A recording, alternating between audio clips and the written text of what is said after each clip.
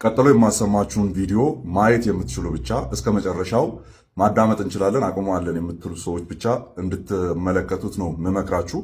በተለይም በእስልምና ሳይድ የሚሰሩ አቃቢያኖቻቸው እንዴት ክርስትናን እንደሚያበሻቅጡና መጽሐፍ ቅዱስና ክርስቶስ ላይ እንዴት የስድብ ቃላትን እንደሚናገሩ እስከ መጨረሻው መስማት ከቻላችሁ ስሙት። ከዚህ በኋላ ቪዲዮውን አስደምጣችኋለሁ።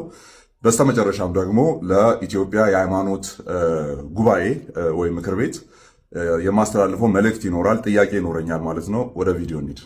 ውሸት ደግሞ ዲያብሎስ የሚያደርግ ከሆነ ኢየሱስ ክርስቶስ ዲያብሎስ ነበር። በመቀጠል ደግሞ ኢየሱስ ክርስቶስ እጁን ሳይታጠብ የሚበላ በሽተኛ የአእምሮ ችግር አክል የነበረበት ሰው ነው ማለት ነው። ስለዚህ ይሄ በዚህ ሰውዬ መመራትን በፍጹም የሚቻል ሰው አይደለም። ስለዚህ ነው ሰዎች ክርስቲያኖች አሁንም የኢየሱስ ክርስቶስን እብደት ለማስቀጠል እየተሯሯጡ የሚገኙት ማለት ነው። ወሰላሙ አሌይኩም። ክርስቲያኖች እንግዲህ የኢየሱስ ክርስቶስን እብደትና ውሸት የጳውሎስን ቅዠት ኦሆላና ኦሆሊባ ሸርሙጦች ናቸው። እግዚአብሔር አግብቷቸዋል፣ ልጆች ወልዶባቸዋል። መልሱን አምጣ። ዝሙት ነው አይደለም? ይሄ አስወጣው። ይሄንን ባለጌ ዝሙት ነው አይደለም?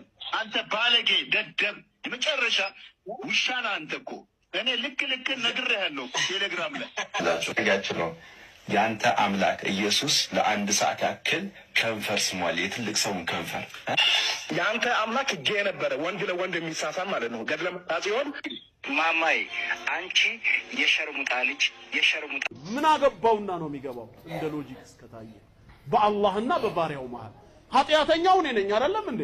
የጌታዬን ሕግ ስለጣስኩኝ ለፍርድ የምቀርበው እኔ ነኝ። ባለመብቱ ደግሞ ማን ነው? ትእዛዙን የሰጠኝ ጌታ ነው። ትእዛዜን ጥሰሃል፣ ሕጌን አላከበርክም ብሎ ይከሰኛል። ኢየሱስ የትኛው ቤት ሆኖ ነው በዚህ መሃል ሚና የሚጫወተው? የሱን መብት አልጣስኩማ፣ እሱ የደነገገውን ሕግ አላፈረስኩማ፣ ወይ እሱ የከለከለኝን ነገር አልተዳፈርኩም። አይመለከተውም ማለት ነው። ከከሰሰኝም ጌታዬ ነው። ነፃነህ ይቅር ብያለሁም ካለኝ ይሄው ጌታ ነው። ተግባባ። ላው ተገረዘ ይላል። ልክ ድንጋይ ላይ እንደሚታየው እሱም ድንጋይ ነው ይላል። እንግዲህ ኤፌሶን 2ን ማንበብ ትችላለህ። ክርስቶስ ማለት ድንጋይ ነው። ይሄ ድንጋይ ነው እንግዲህ ቁላ አለው የተባለው። ታዲያ ቁላው እምሱን እየነካካት አይደለም እንደ ወደ ውጭ የወጣው? ይሄ ነው እምነት። ይሄ ዘቀጠ ማለት ነው። በዛ ላይ ያንተ የምትድነው በክርስቶስ አር ነው።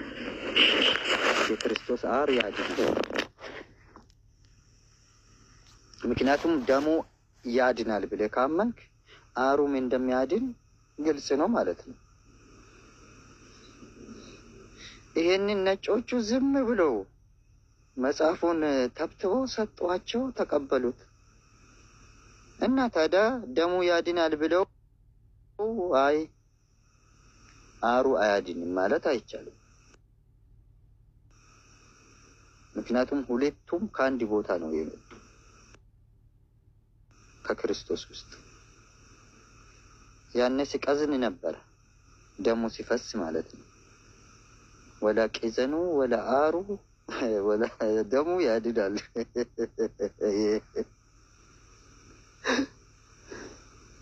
እና በዚህ በክርስቶስ አር የምትድኑ ሰዎች አሁን እውነተኞች ናችሁ። ይሄ ነው እምነታችሁ።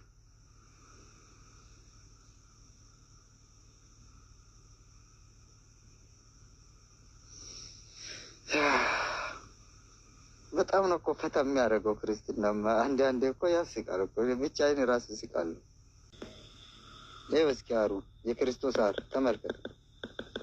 የክርስቶስ አር አንተ የምታመልከው ማለት ነው።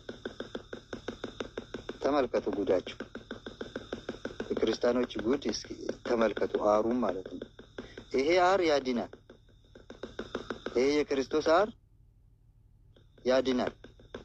ምክንያቱም የመጣው ከሆዱ ውስጥ ነው። ልክ እንደ ደሙ እኮ ከዚህ ተመጣው እኮ። ይሄ ነው እምነት። እና የክርስቶስ አር ያድናል እያሉ ነው ሰዎች። ምክንያቱም ደሙ ራሱ እኮ ቂጡን ተገርፎ እኮ ነው አይሁዳውያን ይዞት ቂጡን ገርፎት ደሙ ከቂጡ ፈሰሰና ከቁላው ከምኑ የፈሰሰው ከክርስቶስ ቁላ የፈሰሰው ደም ያድናል ወይስ አያድንም ነው አሁን ጥያቄ። ልብ ያለ ክርስቲያን ይመልስ። አሩን ይሁት የክርስቶስን አር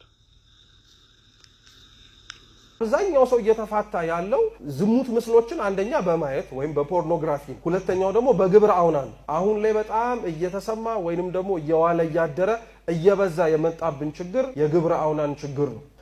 አሁን እንደሰማችሁት ዲያቆን ስለ ራስ ማርካት እያስተማረ ነበረ።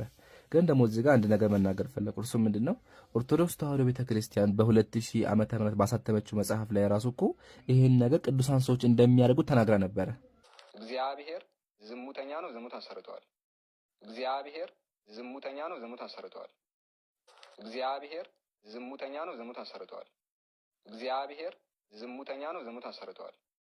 ተመልከት፣ እዚህ ጋር እግዚአብሔር ዲስቨርጅ አድርጓት ይችን ሕፃን ልጅ ደም በደም አድርጓት ምን እንደሰራ ይሄንን በወንጀል በእርግጥ ይሄንን የሚወነጅል የሆነ የፍትሐ ብሔር ሕግ አለመኖሩ ነው እንጂ ይሄ ወንጀል ነው፣ ያስከስሳል። ስለዚህ በዚሁ አጋጣሚ መጽሐፋችሁ መከሰስ አለበት።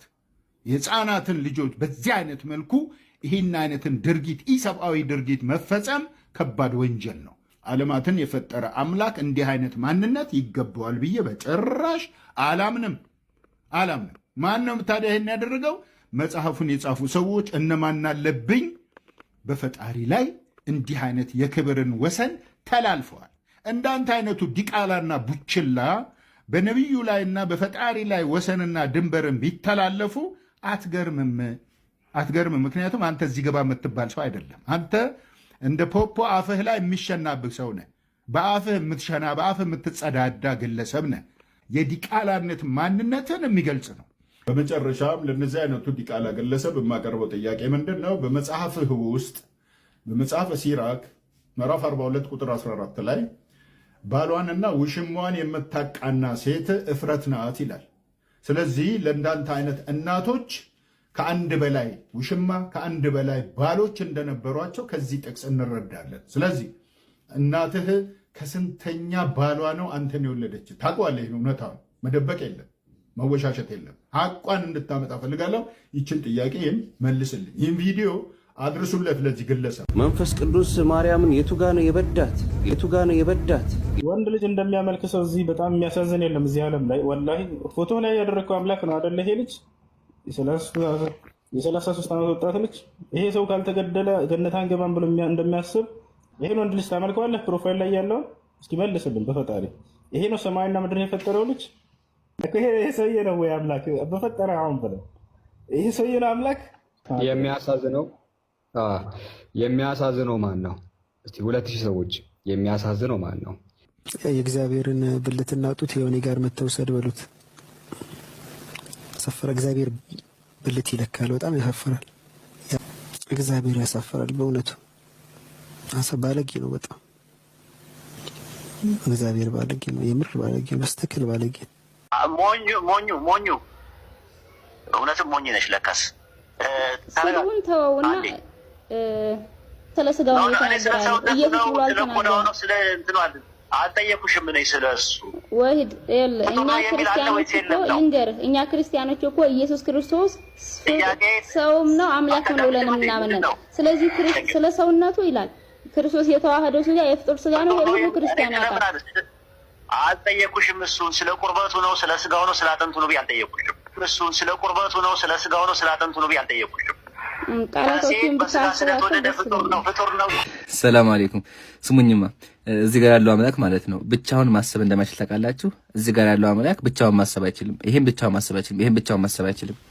ሲሰራዳ ወይ ደግሞ ሽንት ቤት ሄደውን ሲሸናው ያ የተሸናው ነገር ሰውነት ውስጥ እስካለ ድረስ ይመለክ ነበር ወይ ማለት ነው። እና እንዲህ አይነት ነገር የተገረዘውን ጨምረህበት እንግዲህ አስበው።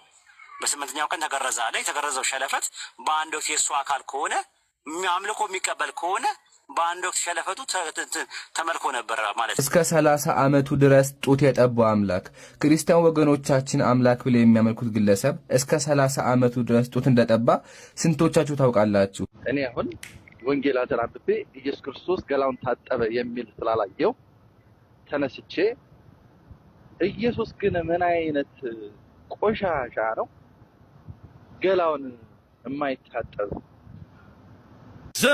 አያችሁ አይደለ? የክርስትና ጻድቆች ምንድነው የሚያደርጉት? ልጆቻቸውን ያስረግዛሉ። ልጆቻቸው ጋር ዝሙት ይሰራሉ ማለት ነው፣ ይተኛሉ። ኦኬ ቪዲዮ እንዳያችሁት ነው። ለኢትዮጵያ የሃይማኖት ጉባኤ የማስተላልፈው ጥያቄ ምንድን ነው? በእነዚህ ግለሰቦች ላይ ክርስትናን ከብዙ ዓመታት ጀምሮ እየተሳደቡ በቆዩት ላይ ይህ ጉባኤ ክስ እንዲመሰርትና እነዚህ ግለሰቦች ለምሳሌ ሳላህ የሚባለው ልጅ አዳማ እንዳለ እናውቃለን። ኢምራን የሚባለው ልጅ እዚህ እንዳለ እናውቃለን። መሐመድ ከድር የሚባለውን ልጅ ደግሞ እዚሁ አዲስ አበባ እንዳለ እናውቃለን። እንዲሁም ሌሎቹ የት እንዳሉ እናውቃለን ማለት ነው። ስለዚህ አድራሻቸው ስለሚታወቅ ወደ ፍርድ እንዲመጡ በትህትና እንጠይቃለን ማለት ነው። ክርስቲያኖች ይህም ሀሳብ በደንብ እንዲዳረስ ኮፒ ሊንክ ሼር በማድረግ ታደርሱታላችሁ ማለት ነው። ሰላማችሁ ይብዛ።